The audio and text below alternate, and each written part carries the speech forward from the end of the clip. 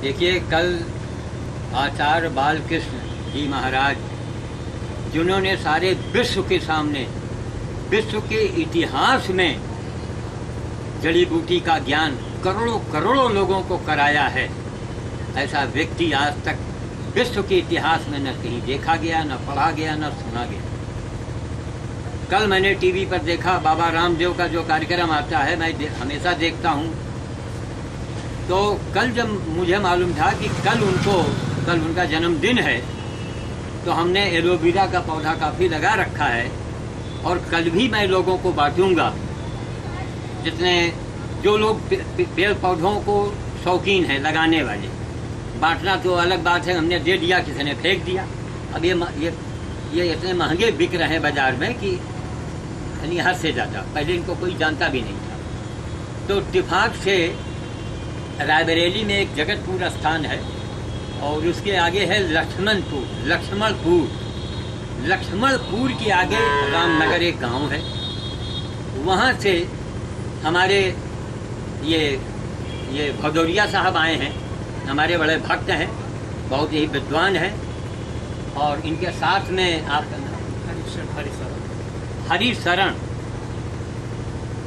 हरिशरण यादव जी, ये भी उसके और आगे के गांव के हैं। इत्तेफाक से आए तो हमने कहा कल तो आप लोग आ नहीं पाएंगे, आचार्य बालकृष्ण महाराज जी का मैं जन्मदिन पौधे बांट करके मैं मनाऊंगा, तो आज ही आप पूरी संध्या पर इस पौधे को लेके जाएं। और मेरा पूरे समाज से, पूरी दुनिया से मेरा एक आग्रह है कि कार्य करने वाले को महत्व दीजिए, रोटी को महत्व दीजिए, रोटी की तस्वीर को महत्व न दें। जबकि आज जमाने में रोटी बहुत कम दिखती है, रोटी की तस्वीर यानी रोटी की कथा कहने वाले आपको करोड़ों में मिलेंगे। तो रोटी की कथा से कभी न पेट भरा है और न भरेगा। ऐसे मैं इन्हें अवतारी पुरुष ही मानता हूँ। बाबा रामदेव जो हैं वो सचमुच में, उनको खुद नहीं मालूम कि वो कौन हैं, वो सचमुच में राम हैं, जो करोड़ों लोगों को घर बैठे एक संदेशा दिया, स्वास्थ्य के बारे में, जड़ी बूटी के बारे में, योग के बारे में, देश के बारे में। और मैं राजीव जी को भी प्रणाम करता हूँ, जो एक से एक चीज़ें देश के हित की बताते हैं कि हमारा भारत स्वाभिमान, जो उनका एक मिशन है, ये कैसे कामयाब होगा। अंग्रेजों का बनाया कानून आज भी देश पर लागू है, इसके लिए भी लोगों को बहुत व्यापक रूप से इसका प्रचार करना होगा। मैं सारे इलेक्ट्रॉनिक मीडिया और भारत सरकार से मैं ये कहना चाहूँगा कि अगर वास्तव में आप देश के ऊपर हुकूमत में बड़े बड़े पदों में बैठे हैं, देश के आप बड़े हितैषी हैं ना, तो देश के जितने भी चैनल हैं, इलेक्ट्रॉनिक टीवी चैनल, सब पर बाबा रामदेव का संदेश सब पर दिखाया जाए, कोई छूटने न पावे। अगर कोई छोड़ता है उसके ऊपर भारी जुर्माना किया जाए। क्यों? रामदेव, बाबा रामदेव देश हित नहीं, विश्व का हित कर रहे हैं, जाति समुदाय का हित कर रहे हैं। बाबा रामदेव नहीं देख रहे हैं कि ये मुस्लिम समाज का है, कि ये पाकिस्तानी है, कि ये तालिबानी है। बाबा रामदेव के संदेश से करोड़ों पाकिस्तान में बैठे लोगों ने कार्यक्रम को देखा है और उसका उन्होंने लाभ उठाया है। मानव समाज के प्रति मानव समाज के लिए इतना बड़ा कार्य बाबा ने किया है जिसका कोई उदाहरण नहीं मिलता है। और हमने जो भी किया है ये हमारे भक्त जन ही बाबा जी तक हमारे संदेश को पहुंचाएंगे। हमने पर्यावरण और पशु समाज के लिए अपना सारा जीवन लगा दिया। दुर्भाग्य इस बात का है कि कल 4 तारीख को बहुत से लोग पर्यावरण पर असली और नकली काम करने वाले लोग वहाँ बुलाए जाएंगे, उनका सम्मान भी होगा, खैर चलिए उनका उत्साहवर्धन होगा। लेकिन एक संदेशा कहना है बाबा तक कि हे बाबा रामदेव, आप तो पूरे विश्व के में छा गए हैं, जरा मुझे भी जानिए कि आखिर मैं कौन हूँ। हमें जना करके आपसे कुछ लेना नहीं है, हमें तो आपकी स्तुति वंदना करनी है। हमारा बस चले तो मैं आपका पूजा ही अभी से शुरू करवा दूँ, हमें कुछ नहीं चाहिए। इसके संदर्भ में अगर सोचा जाए तो सूर्य भी तारों को समझने का समय देता है जी। अब ये बाबा रामदेव पर हमारे युवा विद्वान आपके पीपी भदौरिया उर्फ रिंकू जी कुछ कहेंगे, आप इसको नोट करें। हाँ, मैं बाबा जी के संदर्भ में मैं ये कहना चाहूँगा कि सूर्य भी आसमान में पूरी तरह से अपना एक विशेष प्रभाव बना करके रखता है, लेकिन उसका अस्तित्व होने के बाद भी रात्रि आती है। रात्रि में सूर्य एक से दूसरे छोर पर चला जाता है और ताराओं को चमकने का समय देता है।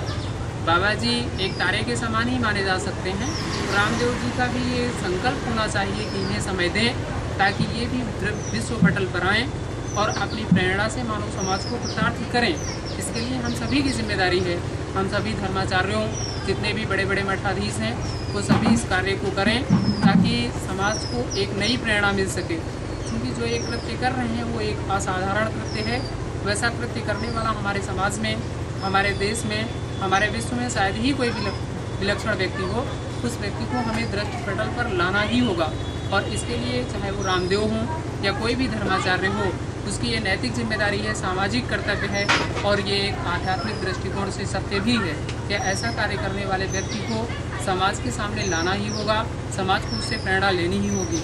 तभी हम समाज का कल्याण कर सकते हैं, हम समाज को प्रेरित कर सकते हैं, उसे प्रेरणा देने का एक उत्कृष्ट कृत्य कर सकते हैं।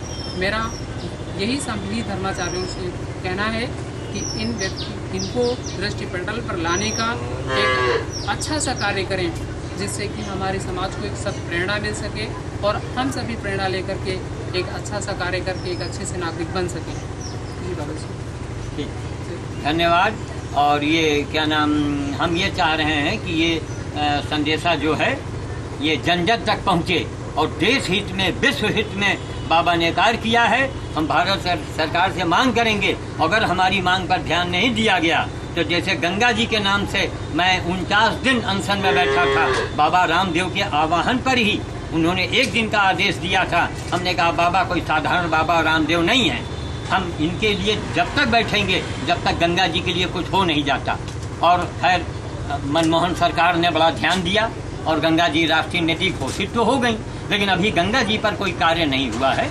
तो मैं ये चाहता हूँ कि बाबा रामदेव जी के बारे में पूरे इलेक्ट्रॉनिक चैनल पर दिखाया जाए और जो न दिखावे उसके ऊपर जुर्माना किया जाए। और यदि ऐसा नहीं होता है तो मैं इसके लिए अनशन में बैठूंगा।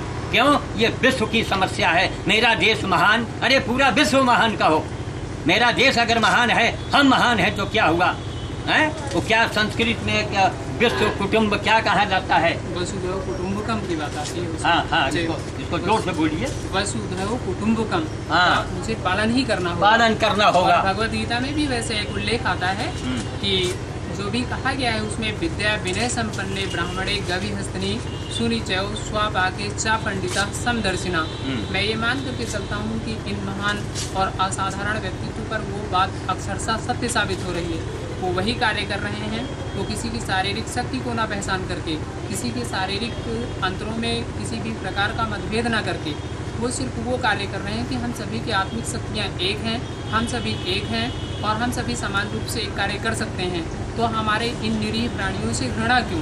किसी वजह से सुअर जैसी घृणित समझे जाने वाले जानवरों की सेवा करके जिन्होंने ये सिद्ध कर दिया है कि ये जो कार्य है वो एक साधारण व्यक्ति नहीं कर सकता है। और ये हमारे पौराणिक तत्वों, हमारी भगवद गीता जैसी पुस्तकों में ऐसा उल्लेख आया हो जिस काम के लिए उसको सामान्य सी बात नहीं माना जा सकता है। और भगवद गीता के सिद्धांत पर चलने वाला व्यक्ति भी सामान्य नहीं हो सकता है। जी धन्यवाद। अब मैं जा रहा हूँ बंदर भोज करने के लिए, जो मेरी नित्य की क्रिया है। बाल भोज, बंदर भोज होगा। कल मैं फिर भौरेसुर जाऊँगा।